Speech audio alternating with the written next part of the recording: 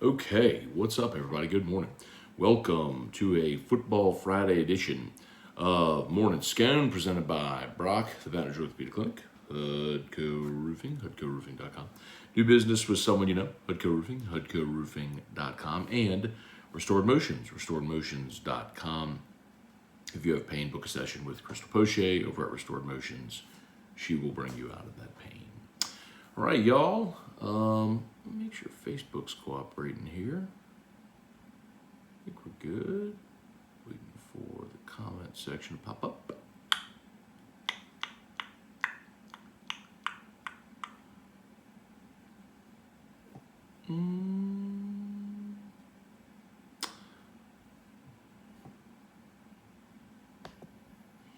What's going on there?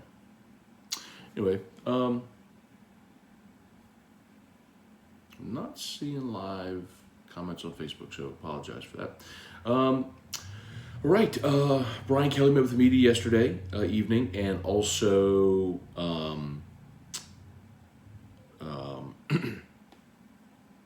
had his radio show. Interestingly, when he met with the media on Thursday after practice, he said Garrett Dellinger would be out for the game against Alabama. Then he went to immediately from there went to his coach's show and said Garrett Dellinger was doubtful for the game. So he softened it a little bit. So I don't know which to believe. There, my guess here is that if you declare someone out, then they're out. And I don't know if he just softened it for the radio show just because it was a different audience. But yeah, I think you have to acknowledge that a couple things. One, you don't want to further injure a young player, any player, but you know if sorry, we'll straighten that out. If he's got an injury and there's chance of worsening that injury, then you let him heal. And the good news is you've got Miles Frazier, who's played well in Dellinger's absence. So I like it. I think they're okay there. Healthy, ready to go. Excited about the day tomorrow. Not only LSU Bama, but Georgia against Tennessee. Maybe I'm crazy. I think Tennessee's going to win the game. That's a lot of respect to Georgia, but I do think Tennessee's going to win the game. So, and I do have a bet on Tennessee with the points, but I do think also that they will win the game. So, anyway. All right. We'll say some good mornings here. I just refreshed Facebook. Let me see. Okay, there's my Facebook comments.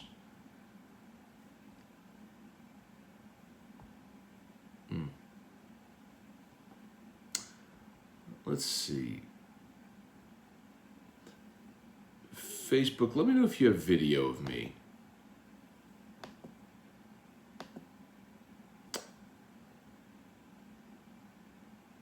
All right. Let me know if you have video there on Facebook. I just refreshed it, so now I can see comments, but I can't see video. So let me know if we have video there, Facebook. My apologies. Okay, let's get going. Kelly Gross, Ryan Amanda Guidry, Benton Alford, Truax, what's good, man? David Rabb, Michael Adams, Richard Tilley Sr., go Bears, would have come back. Catholic High beat Zachary, came back from 14 down last night to win on a late field goal. So Catholic beat Zachary. Great game, two awesome programs. Both will do great, no doubt, in the postseason. Stephen Brooking, Hunter Eilers, Morning Scone. Do you go to any LSU basketball games this year? Yeah, I'm sure we'll make it some basketball games, Hunter. It's especially when football ends, it's easier to make it over there right after the show. I mean, I'm so close to LSU's campus at work. So last year, a couple times, Erica took Drew and met me, and we'd go over to the PMAC, and Drew's not super interested in the game. One of the games we went to last year, he just walked around the concourse, the inner concourse. Taking laps. Laps and laps and laps. So, anyway. Brian Wynn, Jeff McKithen, Jerry DeLucky, what's going on? Hopefully Herb and B.I. will be back tonight. Appel's back on the floor tonight. World Series, Astros win Game 5 3-2, so that they now have a 3-2 lead going back home. Have to win just one game there at Minute Maid to win the World Series. I suspect they'll do it tomorrow.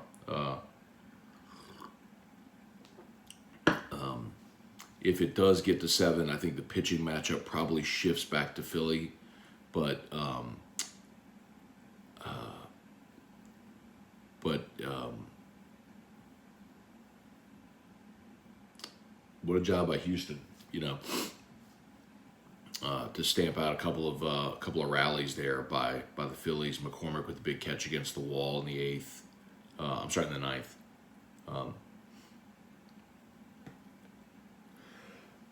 Excuse me. So, Larry Garner, Caleb, good morning. Leandra Lewis, Hunter Broadhead, Shane O'Mac, what's up? Jesse Brown, morning, Matt. Realistic expectation for Michael Thomas next season. Yeah, forgive me. I should have probably put that in the description as well for today's show. If you missed it, Michael Thomas out for the year, dislocated toe. He'll require surgery. So the Saints, have a decision to make here, Jesse. We've talked about Michael Thomas's contract a lot, right? And here's the thing I'll say first. The contract today looks terrible. It looks terrible because you gave a receiver $100 million and you basically got 1 year out of that deal. But you gave him a 5-year, $96 million contract. And the first year of the contract, remember, is when he set the record. So they gave him the deal after his 3rd year. So he was drafted in 16. So he played 16, 17, 18. They gave him the contract before the 2019 season, and he set the NFL record for receptions and was the NFL Offensive Player of the Year. So in the first year of that deal, he validated the contract. But then he got hurt in 2020, tried to play through the ankle injury, played just 7 games. We know what happened, missed all of 21, and now he'll only play 3 games here in 2022. So the other thing that stings is the Saints had to restructure his contract. So you added voidable years to the end of the deal, and you elevated the dead cap money dramatically for the next year in particular. It would be hard for me to imagine Michael Thomas not being on the Saints roster next year. He's got a $25 million dead cap number, but his yearly cash number is $28 million. So there's cap hit, I should say. So if you cut Michael Thomas, you'd save $3 million. But you'd still count $25 million against the cap and not have him on the roster. That is so hard to imagine. Mike Triplett made an interesting point. He suggested the Saints go to Michael Thomas and ask him to take a pay cut in a sense that, or you convert a lot of this to incentives. Now, Thomas could say, bleep you, I want my money. But remember, $60 million of his $96 million was guaranteed. So he's already probably gotten, his signing bonus was, he got a $20 million signing bonus. So 20 of his 60 guaranteed, he got at signing. And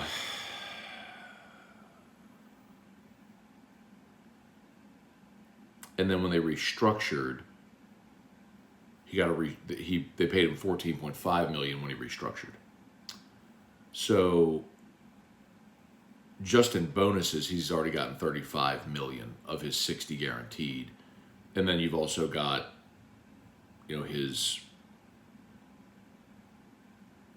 $11 million he got in. Well, that's a lot of numbers. Point being, Michael Thomas, they could go to him and say, hey, let's tear up this contract and let's do something that's actually going to work for us. And he could tell him to go fly a kite because, he's got a contract. And he could say, I want exactly what I signed on for, and if you don't want to pay it to me, then cut me. And he can go sign wherever he wants. Or he could stay in New Orleans and try to make it work here and be, friendly to the cap. And I wouldn't blame him either way. He could restructure his deal and be team friendly and help the Saints kind of get back onto some track of winning again. Or he could say, yeah, not my problem. You signed me to the contract, pay me. And I wouldn't blame him either way. Franklin Zubia, good morning. Josh Higginbotham, good morning. Kyle Milliken, morning, Matt. Do you think Harold Perkins' role this week will be similar to the Ole Miss game? Or do you think they've gotten more creative with him during the bye? What was wrong with his role during the Ole Miss week? I mean, I thought he was awesome against Ole Miss. So I think they figured out. Brian Kelly even said it. We talked to Matt House about figuring out a way to get Harold Perkins and B.J. Jalari on the field at the same time. Like if you read between the lines when Kelly said, he's a good player, but someone's going to, good player's going to lose playing time, when he's on the field. He was talking about B.J. Ojulari because they were putting Harold Perkins at that jack linebacker position. So when you put Perkins in, you were taking Ojulari out. They had to figure out a way to get them both on the field at the same time and not make yourself vulnerable elsewhere. So that's what they did against Ole Miss, and that's what I think they'll do against Bama also. Cliff Nelson, Caliha. Joseph felt well. Joseph, do we have baby news? I hope we have baby news. CD leads the league in picks. Yes, he does. Trivia Carter, what's up? Kenneth Polk, happy Friday. At least this line has played a game together. Is not trying to add another rotation. Kenneth, they've actually played two.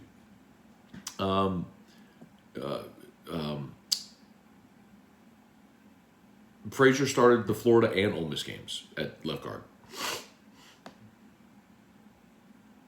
And look, Frazier started the season opener at left guard as well, if you remember.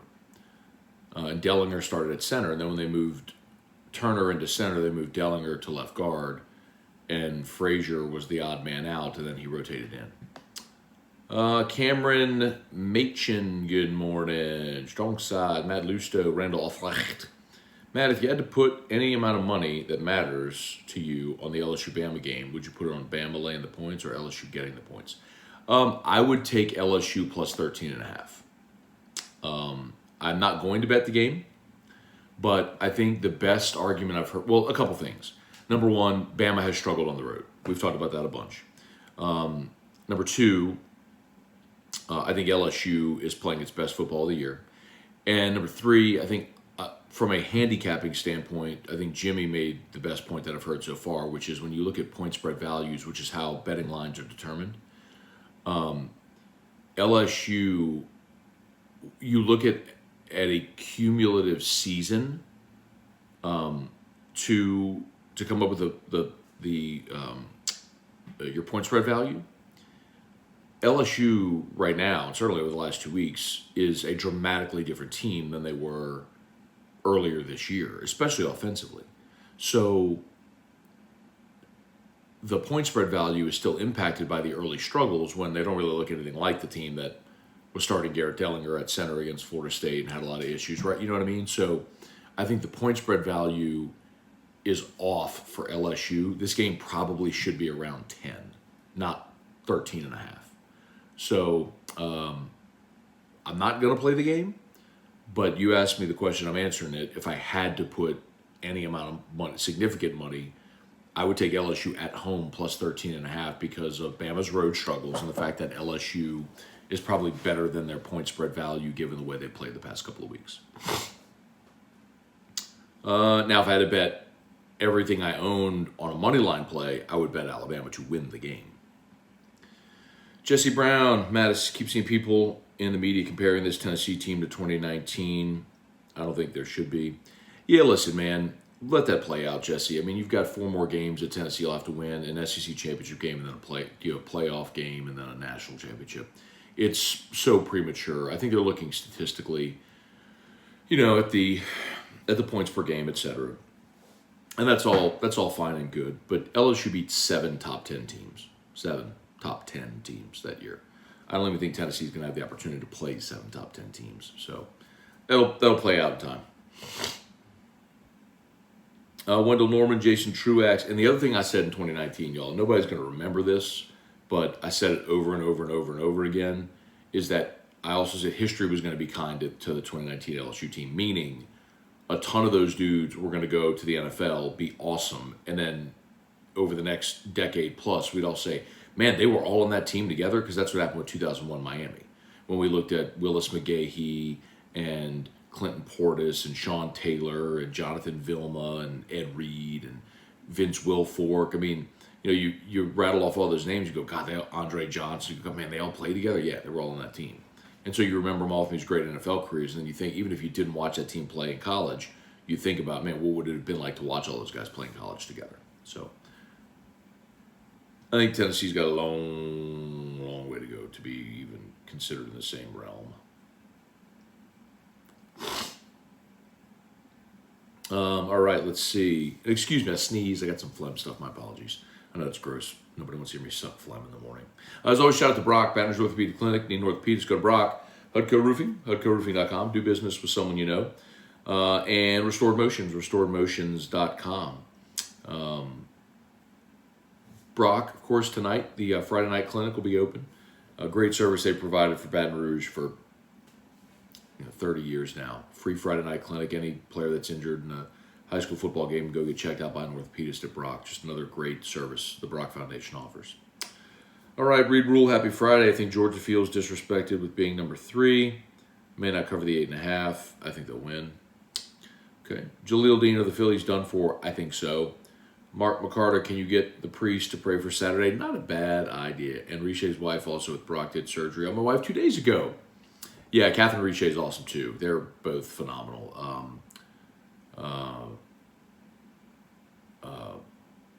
Who was telling me recently they saw? Oh, it was my hygienist. Her son at the dentist, hygienist at the dentist office. Her son saw Dr. Richey. Had like a broken bone in his foot, something like that. They're awesome. They're all great. Can't go wrong. Greg Duga, boy, our fan base is going off the rails with terrible Saban insert context here jokes. Brian Williams, it's now Friday. My nerves are kicking in. I want this Tiger win so bad tomorrow. Craig, did you see T-Bob's snippet from OTB yesterday about wanting to live in Prohibition times? So good. I did not. Eric Wilderrotter, the difference between the MT cap hit and dead cap is $3 million next year. Given our draft history at wide receiver, are we not better off just drafting a replacement for under $3 million? You would save $3 million by letting Michael Thomas go, but I still say you're better off having a healthy Michael Thomas on your team than not. My hope is he would be willing to restructure his contract. I would still say, Eric, that I would go one more year before I cut bait on Michael Thomas. Just because the dead number is $25 million. It is so hard to stomach counting $25 million against your cap for a guy that's not even on the team. Brad David, Alabama LSU Friday. T-Bob is having Jay Johnson on his show. Jay Johnson's awesome. Chase Pellegrin, Brian Penton, what's going on? Tim Gotro, Brett DeGrove. Morning, Scone. Tigers calling on all the football angles to beat the evil empire. Can't wait for Whiskey and Wine tomorrow night. Yeah, man, we'll have fun. Either way, we'll have fun tomorrow, I promise you that. Brad David, you still enjoy LSU as a fan, or is it strictly a job? Brad, I tell people this all the time. Anyone who ever asked, the biggest trade-off that you get, that you give for this job is you do sacrifice your fandom. Of course, I want LSU to win. Of course, I'm a passionate fan, all that sort of stuff. But, game days are just different. You know what I mean? The game days are work, It's not grab a beer, go to the tailgate, party with your friends, and scream inside the stadium. It's, grab a notepad and a pen and take notes and look for angles and stuff like that, So you do, but I'm not complaining. I love my job. Please don't misunderstand. But that is what you sacrifice. You sacrifice the fan part of your experience a lot. Jason H. Chase Pellegrin, excited about tomorrow. Have a feeling it's going to be one of those instant classics. I hope so. Kyle DeVille, good morning. Rebecca Claire, good morning. Good to see you there. Hope you and the family are doing great. Brett DeGrow, lock of the week, lock of the week. My lock of the week is Clemson. I think Clemson is going to smash Notre Dame tomorrow in South Bend. I think Notre Dame lost at home to Marshall. They lost at home to a bad Stanford team. They were on the ropes at home against Cal, who's not very good. I do not think Notre Dame has any degree of home field advantage, especially this year. Clemson is an undervalued team, especially the Clemson defense. Clemson's defense looks like Clemson's defense. And I get it. They played that game against Wake Forest that ended like 51-45.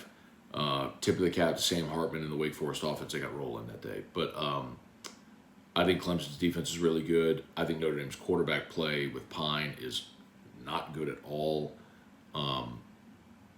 Notre Dame probably loses at Syracuse last week, but for the early turnover that put them playing ahead. When Notre Dame's playing from behind, it doesn't suit them well. I like Clemson. Clemson would be my lock of the week tomorrow. Y'all smash that like button if you would. Joseph Feltwell. Okay, send us home, but we'll be any day now. Okay, all right. Waiting on baby news from Joseph Feltwell. A morning scone baby coming along. We're looking forward to it. Shedrick Beard, Jaleel Dean. What game in 2019 did you think, like, yeah, this season's going to be special? No, I would tell you it wasn't the Texas or the Bama game, Jaleel. It was Florida. Because if you remember the way that season started, the offense was piling up insane numbers every week. And I think we looked at it and said, okay, they did it against Georgia Southern, and they did it against Texas, who no one actually thought was really great. They did it against Vanderbilt.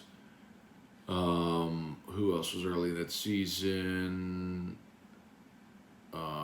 Mississippi State, I think that was a game where Joe Burrow has pants pulled down. Anyway, but they were playing Florida, and that Florida defense was legit. And we said, okay, well, like, if they can do it against Florida, then I think they're going to score on anybody they play.